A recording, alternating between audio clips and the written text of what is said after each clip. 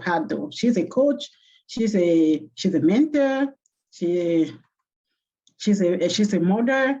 She's a PM. Actually, she will tell you she's a release train engineer. She's an agile delivery manager. She's all that. I don't even know which we had to tell here. She sings, she writes. She has a very active YouTube channel right now. So it's an opportunity. It's a privilege to have her connected today. To have her 1 minute is so difficult because she's been called everywhere, you know. But she found the time to come and speak to us today, and I am so grateful for that. So, Miss Karen, are you there? Hi, Shushe. Thank you so much for having me. And to everyone else in class, even though I'm not able to see you all, but I'm so privileged to be here this morning just to share my insight on what I think has been working and will keep working as far as the little tips to maybe landing your first role or your second role is concerned. So I am so glad to be here this morning. For the sake of time, I'm just going to go straight to the point because I always like to go straight to the point though. So if you are currently in the market or if you are potentially looking to get into the market anytime soon, again, coming from the place of an interviewer, as I interview a lot of candidates, I help a lot of people get jobs and all of that. I help transform people's mindset as far as the Agile servant leadership, true leadership is concerned. What we really focus on as interviewers, we focus on two key areas when we are interviewing candidates. When you, let's say you submit your resume out there in the first place, before you're even being called, your resume has to align with what they are looking for. So my recommendation is if you are going out there to start submitting your resumes, be sure that you're not just distributing your resumes is like everywhere just because there is a quick apply, especially on LinkedIn, Indeed. Make sure that you take your time. I mean, looking for a job itself is a full-time job. If you approach it like that, trust me, you would not be feeling disappointed by having that. We regret that we went with other candidates and all of that. Take your time, make sure that as you go through each job description, you align your resume to match with what the job description is looking for. So that's not easy though. That's not easy. It's time consuming. Then I tell you, you wouldn't regret that you did that, because just taking your time and going through all of the keywords on the job description and aligning in your resume, it gives potential for you to receive calls from this interviewer. That's the first thing. And then once that is done, let's say you're being called up for an interview. The two key things that we are looking for in the field is, number one, we are checking on behavioral fit, especially as a servant leader. Servant leadership is not any ordinary kind of leadership, which means that it's not about saying that I'm a servant leader. You have to reflect servant leadership. So for that to happen, they are assessing you if you have the behavioral fit, and I'll go into details about that. And then the second key thing they are looking for is the skill set fit. Those are the two key areas that they are looking for in a candidate. Now, for interviewers to be able to separate novice from people who have real experience under this skill set fit, let's first of all start with skill set fit. Under this skill set fit, what they'll be looking for is looking for someone who can break down scenario-based questions. So, you know, for people who have just read this, I mean, you agree with me that there's just too much information out there, and then there are just so many people who call themselves Scrum Master just because they have a certification. Interviewers know that. So now they are trying to separate people who are just novice. And when I'm talking about novice, I mean people who just have the theoretical knowledge from the people who have real experience. How do they do that? They bring up these scenario-based questions. And for you to successfully conquer this question, you need to be able to tell a clean, clear, complete story. Now, how do you tell that story if you don't have an experience? That is why it's very important that you have a teacher, a mentor like Georgette and whoever you're looking up to. But mentoring is very important, especially if you know you don't have that real life experience, so that these people you're looking up to, they'll transfer their knowledge, their real life experience to you, so you can use it as that story that you have to tell. Because if you're not telling that clean, complete story, that's how they're able to separate an ordinary novice from someone who has real experience. So I'm still on that skill set fit. So now, when they ask you this scenario-based questions, they need you to go step after step and tell them what happened, how you approach the situation, and then what was the outcome. So for you to successfully do that, I need you, I'm sure what I will say right now it shouldn't be new to you. Keep in mind the STAR technique. That has always worked and it will always continue to work. And it makes it easy for you to tell that clean, complete story, well-structured story that has all the answers there they're looking for. They don't need you to be shallow. They need you to be deep. That's how they know that you have the experience. Because if you truly have the experience, you will have that story to tell and the story will be complete. And for example, if they ask you about, let's say, a negative something that happened, a difficult situation, let's assume that a difficult problem that happened at work.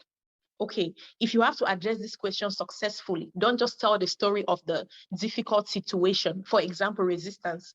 Don't just tell a story on how you face resistance with some stakeholders or your team members. They need you to tell them how you face that resistance, what you did to overcome that resistance. Even though they may not ask you what you did to overcome it, but that's what they are looking for. They are looking for someone who will come in and help them add value.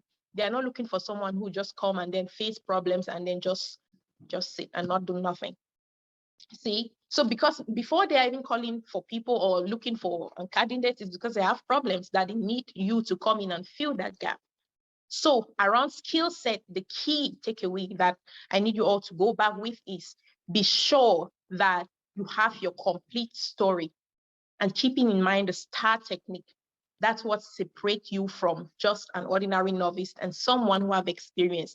And if you know that you really don't have any experience, that is why you need a mentor, so that they can transfer their real life experience to you.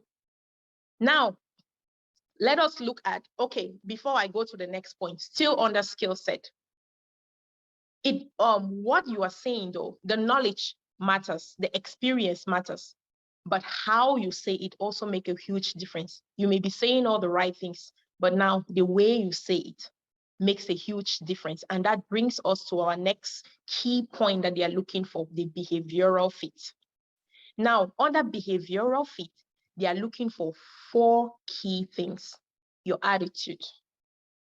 And do you have that kind of attitude that they would want to be dealing with every day, that they can cope with every day? They are looking at all those. And it's not about what you're telling them. It's about your body language.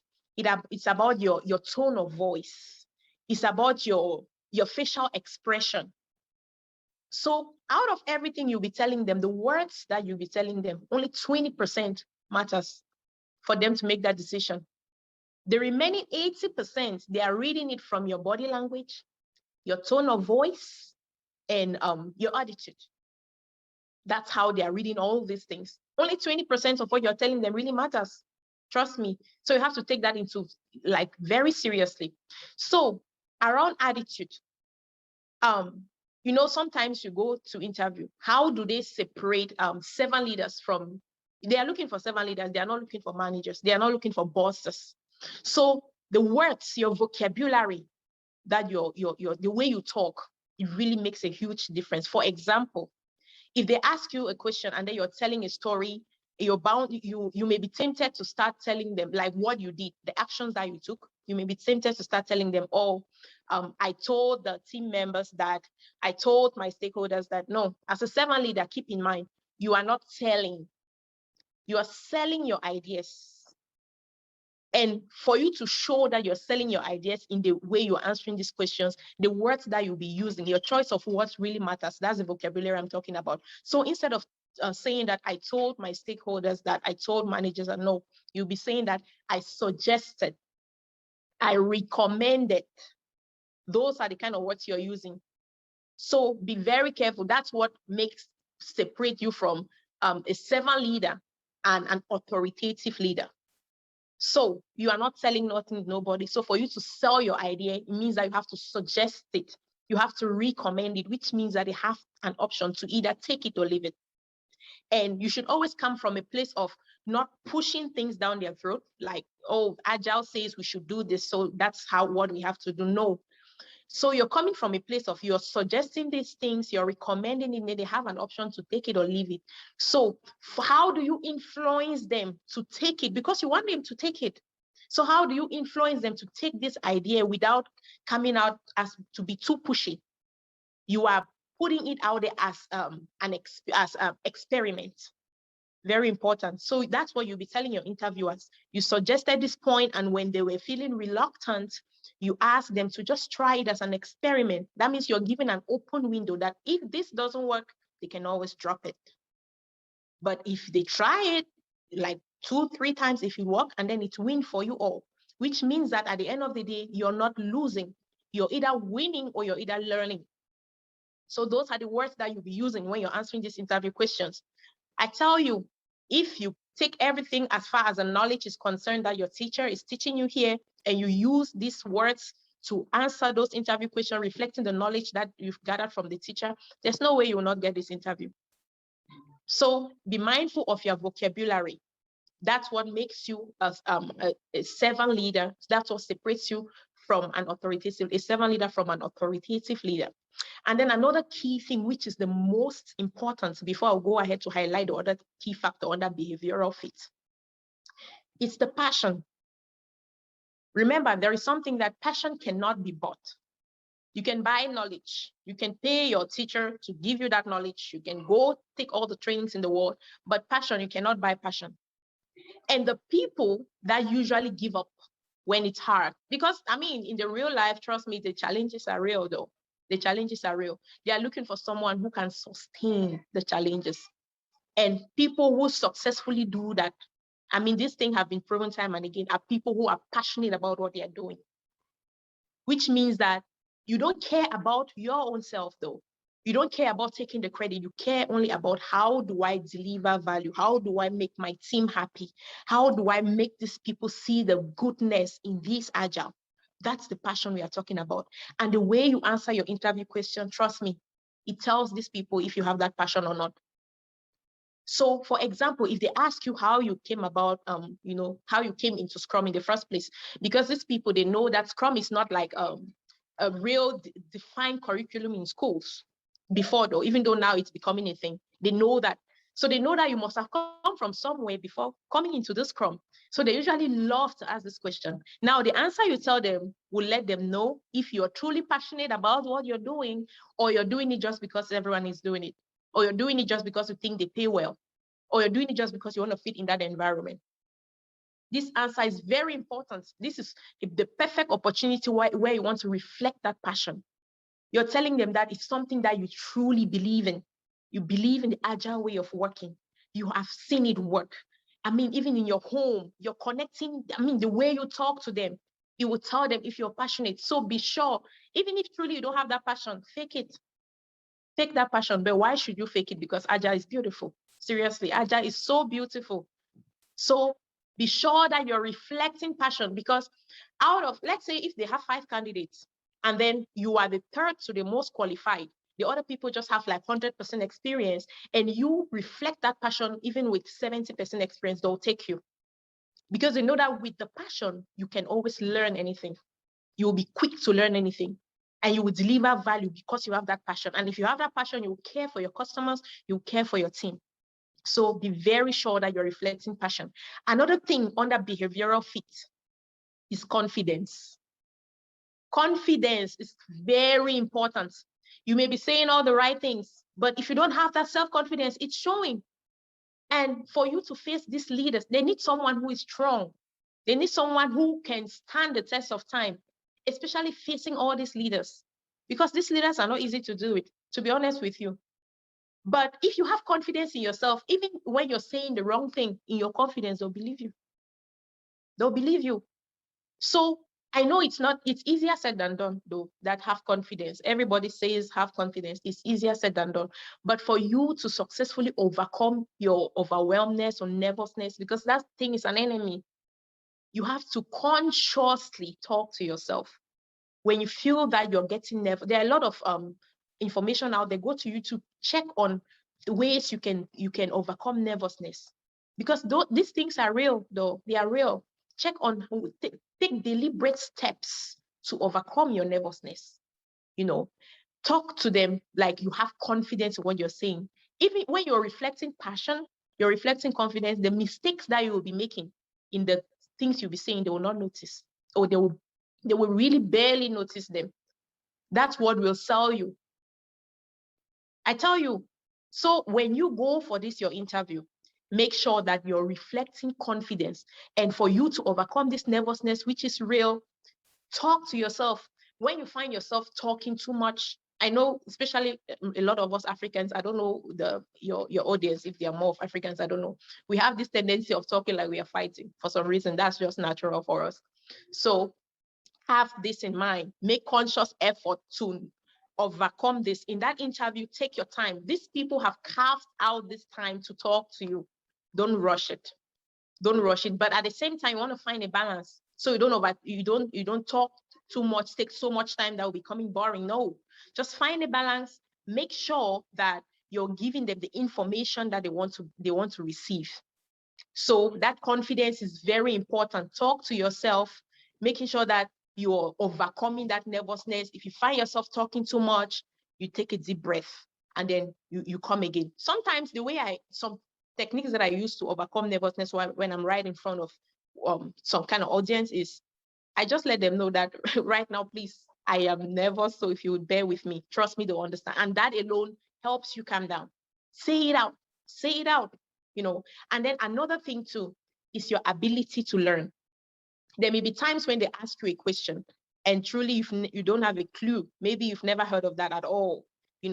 Tell them that, well, you're not familiar with this, but if you know that you have, for example, if they ask you if you're familiar with Jira and you know that you don't have any clue with Jira, which I suggest that you make sure that you're looking into these things as you prepare for your interview.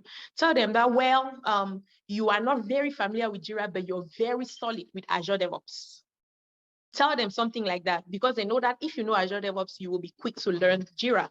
And then don't only end there, tell them that, well, if that's a requirement, you will make sure that you do your homework because you're very, very quick to learn. They always appreciate someone who can pick the ball and run with it. Even when when you don't have that knowledge, but you're ready to learn, you're open for learning, you're not trying to argue all the time or show that you're strong and all of that. No, and this ability to learn, it really ties with that passion I'm talking about. Because if you have passion, you will go out there and seek for that knowledge all the time. So again, the key things out of everything that we've said here today, as you're preparing for your interview, focus on these two key areas: the behavioral fit and the skill set fit. Under the behavioral fit, you want to make sure that your attitude align. And other attitude, I'm talking about the vocabulary, the humility you're reflecting. Some words are words that you will never use as a servant leader. Like you're talking to your interviews and you're calling them, you guys. Don't say that. And then you're using the words tell. I told this, no. I mean, it's just out of the question. It may seem like a little thing to you, but trust me, it's a big deal. When you're using these words, I recommended, I guided, and all of that. And then another big word that it's a no, is manage. Don't say I manage my team. You are not a manager. You're saying that I guide, I support, I lead.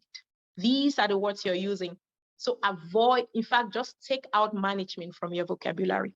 As a servant leader, it's not something you should ever have in your vocabulary. So make a conscious effort to take it out. And then another keywords that, so another thing that you should be showing them is humility. The way you're talking, you need to be humble. That's characteristics of a servant leader. You're not talking over people. Take your time. If your interviewers are talking, don't talk over them. No, let them learn. Because it will be at your own disadvantage if you're even talking over them, which means you will not even understand the question that they're asking you. So let them learn. Once they learn, you go ahead. And if they ask you something you don't understand, please feel free to ask. And the way you're asking really matters. Like yesterday, I was listening to one of my students' interview, and she didn't understand something. Instead of her to ask it nicely, like, please, I did not catch that. Can you please come again? And she was like, what? I mean, that was so funny. So when I listened to that, I was so crushed in my spirit, because these are things that we've talked about already several times. You know, it's okay. Make sure don't try to answer something you don't understand, but at the same time, make sure that you are asking nicely. These are the things that tell them that, okay, this will be the kind of person they want to deal with every day. And she was like, what?